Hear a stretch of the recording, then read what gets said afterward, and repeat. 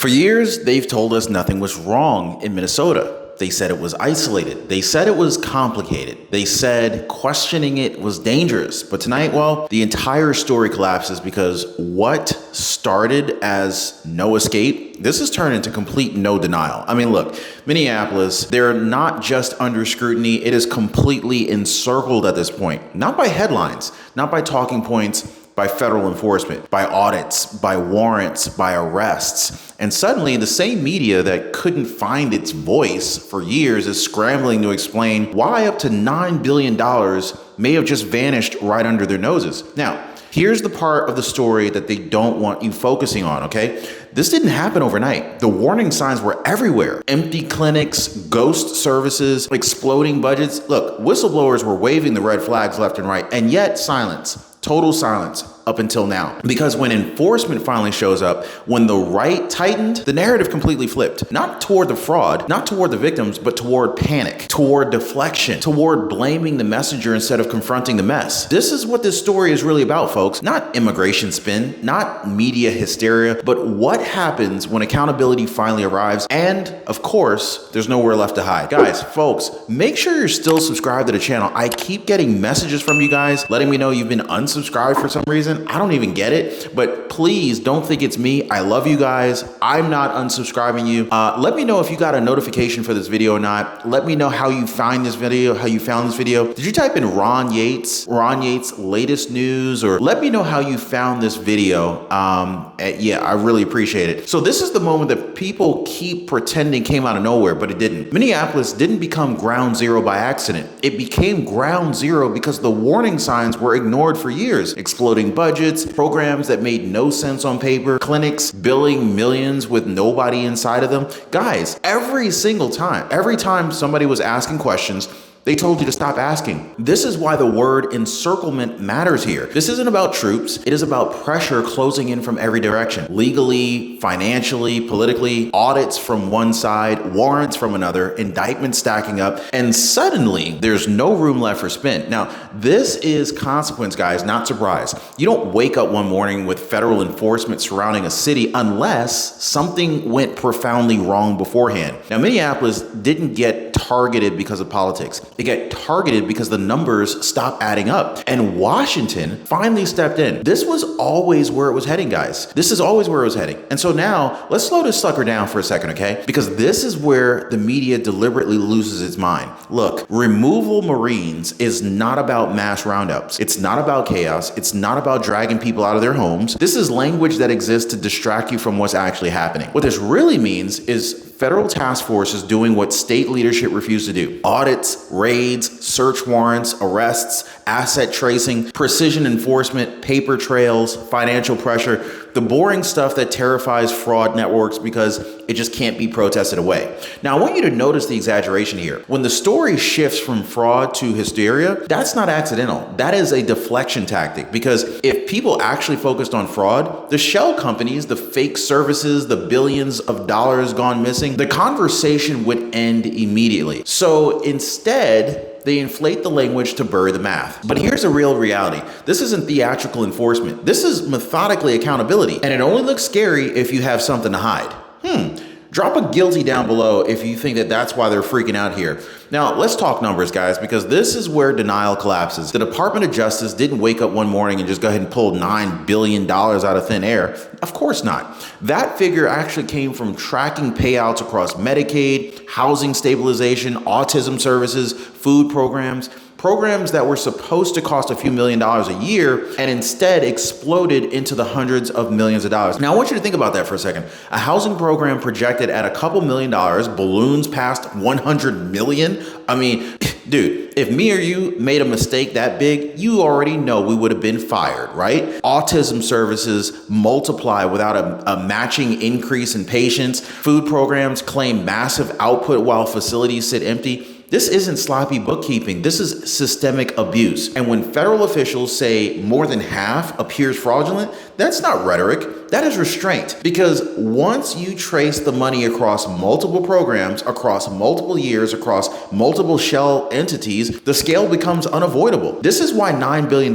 isn't speculative anymore. This is conservative. And once the receipts actually line up, and they will, the argument isn't political, it's mathematical. Now, real quick, real world example of how systems get you when you don't see the fine print. He needed an MRI. He thought it was fully covered. His Medicare plan covered the scan, but not the facility fee. Now, that bill was nearly $600, completely unexpected, blindsided. $600, come on guys. Now, those are the silent traps that hit people when they least expect it. This is why I partnered with Chapter, because they help you to understand gaps like that before they cost you money, and they do it for free. Now, most people are already dialing the phone number down at the bottom of the screen right there, 909-563-8279. Tell them your friend Ron told you to call. Tell them I said hello. They are my good friends over at Chapter, or you can click the link down below if that's easier for you. Here's where this stops being abstract and it starts becoming visual. Even without the footage, journalists and investigators, they didn't need hidden cameras.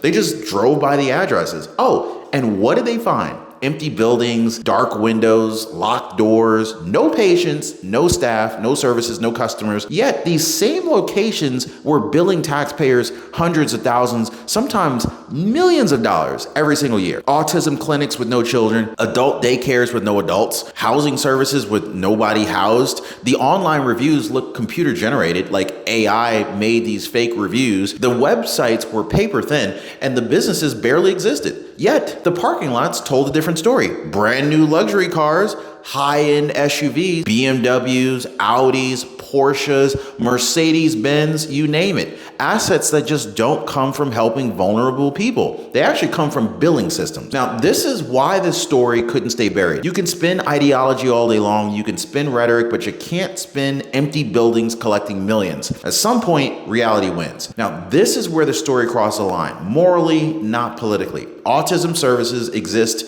to help children who already face enormous challenges. Housing programs exist to keep vulnerable people from falling through the cracks. And yet, those same programs became the easiest ones to exploit. Now, according to reports, bogus autism diagnoses, they were allegedly created so that claims could be filed. Parents were reportedly recruited, paperwork manufactured, and money meant for treatment quietly diverted. Housing assistance was billed even when no housing was provided at all. Zero services, full payouts. This is why public sympathy collapsed. This wasn't technical fraud or creative accounting, nothing like that. This was exploiting children, families, and the disabled, the very people that these programs were designed to protect. And so once that reality set in, the conversation changed. This wasn't about politics anymore. This was about trust being violated at the most basic level. And once that line is crossed, accountability is no longer optional. Now, none of this was unforeseeable. I mean, we called this from a long time ago. Look, President Trump called this. Drop a 47 down below if you remember President Trump calling this out before he even became president the second time. Minnesota had already lived through the Feeding Our Future scandal. Nearly $200 million was stolen through fake food sites during the pandemic. That was the warning shot, the rehearsal, the moment when oversight should have slammed shut. But instead, payments continued, red flags were waved away, and when state agencies tried to slow things down, they were accused of racism. That accusation froze enforcement in place. Nobody wanted to touch it. Nobody wanted the headline. So the system learned a dangerous lesson. Claim discrimination and the checks keep coming in. Now that paralysis, it had a cost. Fraud didn't shrink after Feeding Our Future. It multiplied from millions to hundreds of millions of dollars, from one program to many programs. By the time Washington stepped in, the damage was already in the billions of dollars. This wasn't incompetence. This was fear overriding duty, and taxpayers paid the price. Now, for years, this story barely existed in the headlines. When it did, it was buried. Soft language, narrow framing, complex, developing, isolated nonsense, okay? This is the kind of coverage designed to pass without sticking. And that silence wasn't accidental. It was comfortable. Then enforcement began. That is when the panic hit. Not about the fraud, not about the victims, but about who was enforcing it. Suddenly, the focus snapped to Trump, to tone, to optics, to fear narratives, pretty much anything but the empty clinics and the missing billions of dollars. Now, That pivot right there tells you everything. Because if the media had done its job already, if it did its job earlier, this wouldn't have exploded this late. Silence didn't protect the vulnerable, it protected the system that failed them. And so once the ring tightened, the silence became exposure. I mean, you can't pretend you just found out when the receipts have been sitting there for years. The panic isn't about enforcement, it's about being caught ignoring it. Now, here's the favorite deflection. Fraud happens everywhere. True. Okay, I'll give you that. It does. But that's irrelevant. Minnesota isn't being scrutinized because fraud exists. It's being scrutinized because the scale is historic. I mean, the warnings were ignored and oversight froze when it mattered the most. Programs that should have been shut down, they kept getting funded. Why?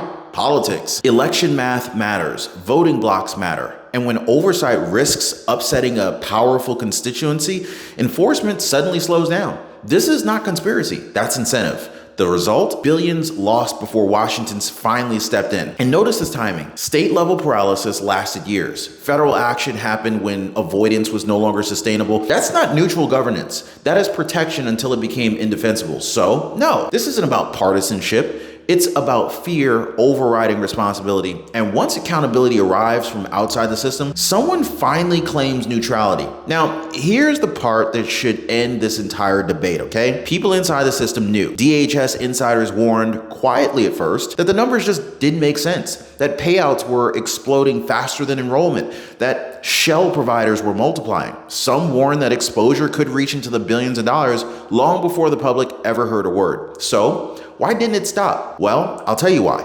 Fear.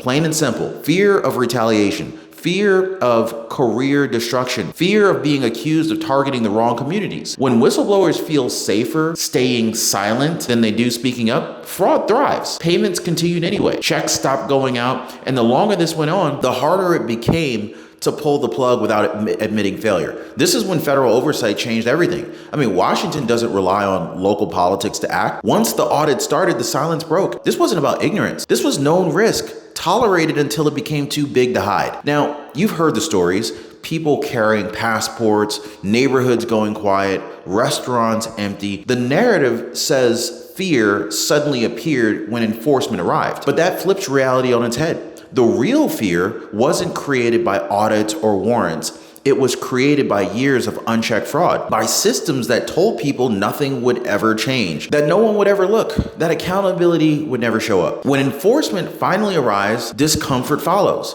It's unavoidable, but discomfort isn't injustice. And asking people to identify themselves during lawful operations isn't tyranny. It's not treason. It is the consequence of policies that invited chaos and then refused to manage it. So ask the right question. Who actually created the fear? The agents enforcing the law? Or was it the leaders who let billions of dollars disappear and told everyone that it was just fine? I think you know the answer to that. Fear thrives in dishonesty. Accountability just exposes it. So what makes this moment different isn't the rhetoric, it's the posture. Donald J. Trump didn't turn this into a spectacle. There were no victory laps. There was no primetime theatrics, no mic drops. What showed up instead were audits, warrants, task forces, and paper trails. Quiet authority, methodical pressure. That matters. Because optics don't recover stolen billions, enforcement does. This approach draws a hard line between compassion and accountability. I mean, you can care about communities and refuse to tolerate systemic fraud all day if you want to do that. You can protect the vulnerable and shut down shell companies exploiting them. This is governance without apology.